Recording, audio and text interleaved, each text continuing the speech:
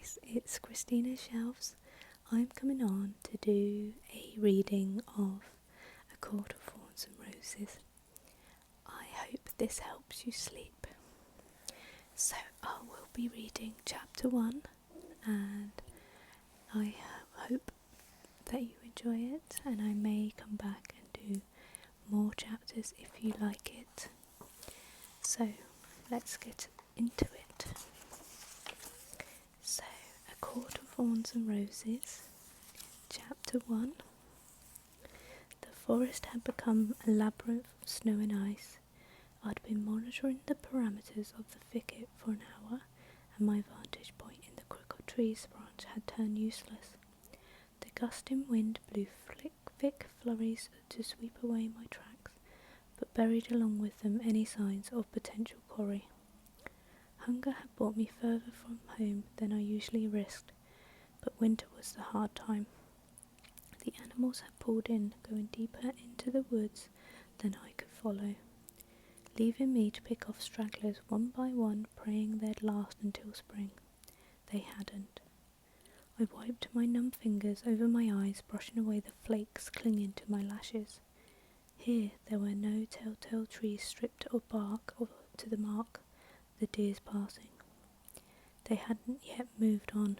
They would remain until the bark ran out, then travel north past the wolf's territory and perhaps into fairylands or Pyrinthian, where no mortal would dare go, not unless they had a death wish. A shudder skittered down my spine at the thought, and I shoved it away, focusing on my surroundings, on the task ahead. That was all I could do. All I'd been able to do for years, focus on the surviving week, the day, the hour ahead, and now with the snow I'd be lucky to spot anything, especially from my position up in the tree, scarcely able to see 15 feet ahead. Stifling a groan as my stiff limbs protested at the movement, I unstrung my bow before easing off the tree. The icy snow crunched under my fraying boots and I ground my teeth. Low visibility, unnecessary noise. I was well on my way to yet another fruitless hunt. Only a few hours of daylight remained. If I didn't leave soon, I'd have to navigate my way home in the dark, and the warning of the town hunters still rang fresh in my mind.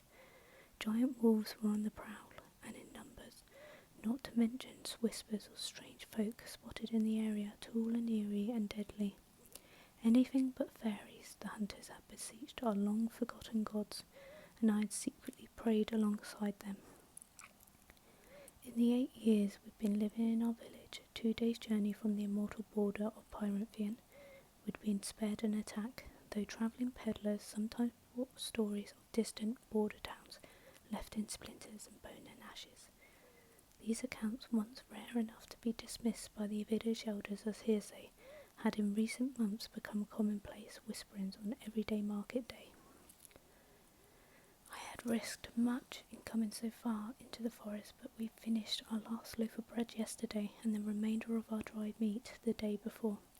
Still, I would have rather spent another night with a hungry belly than found myself satisfying the appetite of a wolf or a fairy. Not there was much of me to feast on. I'd turned gangly by this time of the year, and could count a good number of my ribs. Moving as nimbly and quietly as I could between the trees, I pushed a hand against my hollow and aching stomach. I knew the expression that would be on my 2 elder sisters' faces when I returned to our cottage empty-handed yet again. After a few minutes of careful searching, I crouched in a cluster of snow-heavy brambles. Through the thorns I had a half-decent view of a clearing and the small brook flowing through it. A few holes in the ice suggested it was still frequently used. Hopefully something would come by, hopefully. I sighed through my nose, digging the tip of my bow into the ground and leaned my forehead against the crude curve of the wood. We wouldn't last another week without food, and too many families had already started begging me to hope for handouts from the wealthier townsfolk. I'd witnessed firsthand exactly how far their charity went. I eased into a more comfortable position and calmed my breathing, straining to listen to the forest over the wind. The snow fell and fell, dancing and curling like sparkling spindrifts, the white fresh and clean against the brown and grey of the world, and despite myself, despite my numb limbs, I quieted that relentless, vicious part of my mind to take in the snow-veiled woods. Once had been second nature to savour the contrast of the new grass against the dark, tilled soil or the amethyst brooch nestled in the folds of my emerald silk.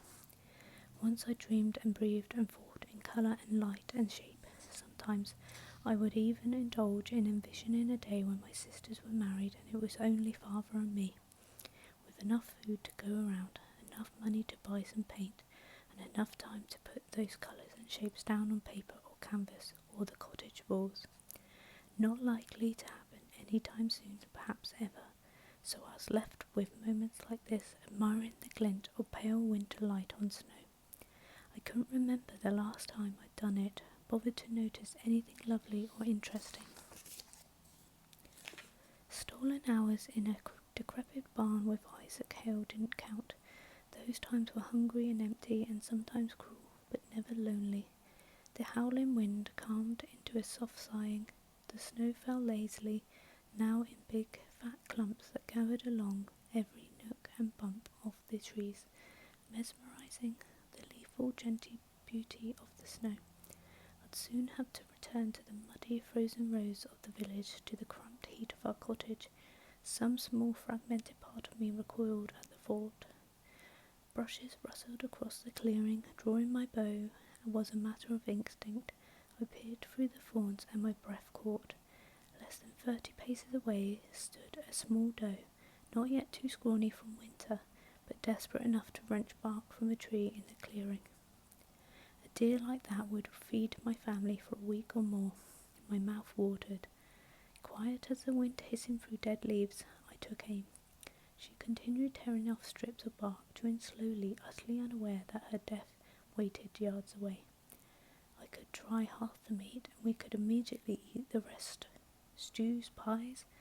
Her skin would be sold, or perhaps turned into clothing for one of us. I needed new boots, but Elaine needed a new cloak, and Nesta was prone to crave anything someone else possessed. My fingers trembled, so much food, such salvation. I took a steadying breath, double-checking my aim, but there was a pair of golden eyes shining from the bush adjacent to mine. The forest went silent, the wind died, even the snow paused. We mortals no longer kept gods to worship, but if I had known their lost names I would have prayed to them, all of them. Concealed in the thicket, the wolf inched closer, its gaze set on the oblivious doe. He was enormous, the size of a pony. Though I'd been warned about their presence, my mouth turned bone dry. But worse than his size was his unnatural stealth. Even as he inched closer to the brush, he remained unheard, so unspotted by the doe. No animal that massive could be so quiet, but if he was no ordinary animal, if he was of Pythian origin, or if he was somehow a fairy, then being eaten was the least of my concerns. If he was a fairy, I should already be running, yet maybe it would be a favour to the world, to my village, to myself, to kill him while I remained undetected. Put an arrow through his eye would be no burden. But despite his size, he looked like a wolf, moved like a wolf. Animal, I reassured myself. Just an animal. I didn't let myself consider the alternative, not when I needed my head to clear, my breathing steady. I had a hunting knife and 3 arrows. The first 2 were ordinary arrows, simple and efficient, and likely no more than a bee sting to a wolf that size. But the 3rd arrow, the longest and heaviest one, I bought from a travelling peddler during a summer where we had enough coppers for extra luxuries. An arrow carved from mountain ash, armed with an iron head. From songs sung to us as lullabies over our cradles, we all knew from infancy that fairies hated iron, but it was the ash wood that made their immortal healing magic falter along enough for a human to make a killing blow. Also legend and rumour claimed. The only proof we had of the ash's effectiveness was its sheer rarity. I'd seen drawings of the trees, but never one with my own eyes, not after the high fae had burned them all long ago. So few remained, most of them small and sickly, and hidden by their nobility within high-walled groves. I spent weeks after purchase debating whether that overpriced bit of wood had been a waste of money or fake, or for 3 years the ash arrow had sat unused in my quiver. Now I drew it, keeping my movements minimal, efficient, anything to avoid that monstrous wolf looking in my direction. The arrow was long and heavy, enough to inflict damage, possibly kill him. If I aimed right, my chest became so tight it ached, and in the moment I realised my life boiled down to one question: was the wolf alone? I gripped my bow and drew the string further back. I was a decent shot, but I had never faced a wolf. I'd thought I'd made me lucky, even blessed, but now I didn't know where to hit or how fast they could move. I couldn't afford to miss, not when I only had one ash arrow. And if it was indeed a fairy's heart pounding under that fur, then good riddance after all their kind had done to us. I wouldn't risk this one later creeping into our village to slaughter and maim and torment. Let him die here and now, I'll be glad to end him. The wolf crept closer, and a twig snapped beneath one of his paws, each bigger than my hand. The doe went rigid. She glanced to either side, ears straining towards the grey sky. With the wolf's downwind position, she couldn't see or smell him. His head lowered, and his massive silver body, so perfectly blended into the snow and shadows, sank into its haunches. The doe was still staring in the wrong direction. I glanced from the doe to the wolf and back again. At least he was alone. At least I'd been spared that much. But if the wolf scared of the doe off, I was left with nothing but a starving, oversized wolf, possibly a fairy, looking for the next best meal. And if he killed her, destroying the precious amount of hide and fat. If I judged wrongly, my life wasn't the only one that would be lost, but my life had been reduced to nothing but risk these past 8 years that I had been hunting in the woods, and I'd picked correctly most of the time. The wolf shot from the bush in a flash of grey and white and black, his yellow fangs gleaming. He was even more gargantuan in the open, and a marvel of muscle and speed and brute strength. The doe didn't stand a chance. I fired the ash arrow before he destroyed much else of her. The arrow found its mark in his side, and I could have sworn the ground itself shuddered. He barked in pain, releasing the doe's neck as his blood sprayed on the snow, so ruby bright. He whirled towards me, those yellow eyes wide, hackles raised. His low growl reverberated in the empty pit of my stomach as I surged to my feet, snow churning around me, another arrow drawn. But the wolf merely looked at me, his maw stained with blood, in my ash arrow protruding so vulgarly from his side. The snow began falling again. He looked, and with a sort of awareness and surprise that made me fire the second arrow, just in case that intelligence of the immortal wicked sort. He didn't try to dodge the arrow, as it went clean through his wide yellow eye. He collapsed to the ground. Colour and darkness whirled, eddying my vision, mixing with the snow. His legs were twitching as a low whine sliced through the wind. Impossible.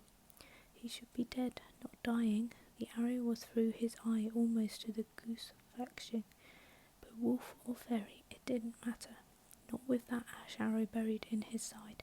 He'd be dead soon enough. Still my hands shook as I brushed off snow and edged closer, still keeping a good distance. Blood gushed from the wound I'd given him, staining the snow crimson. He pawed at the ground, his breathing already slowing. Was he in much pain, or was his whimper just an attempt to shove death away? I wasn't sure. I wanted to know. The snow swirled around us. I stared at him until the coat of charcoal and obsidian and ivy ceased rising and falling. Wolf, definitely just a wolf, despite his size. The tightness in my chest eased, and I loosed aside, my breath clouding in front of me. At least the ash arrow had proved itself to be lethal, regardless of what took it down. A rapid examination of the doe told me I could carry only one animal, and even that would be a struggle, but it was a shame to leave the wolf. Though it wasted precious minutes during which any predator could smell the fresh blood, I skinned him and cleaned my arrows the best I could. If anything, it warmed my hands. I wrapped the bloody sides of the pelt around the doe's death wound before I hoisted her across my shoulders. It was several miles back to our cottage, and I didn't need a trail of blood leading every animal with fangs and claws straight to me. Grunting against the weight, I grasped the legs of the deer and sped a final glance at the steaming carcass of the wolf. His remaining golden eye stared at the snow-heavy sky, and for a moment I wished I had it in me to feel remorse for the dead thing. But this was the forest, and it was winter. So that was chapter 1 of A Court of Thorns and Roses. If you're still awake, I hope you get to sleep soon and have a lovely sleep. If you're already asleep, I'm glad I could help you. That was my first reading of a chapter on my ASMR channel.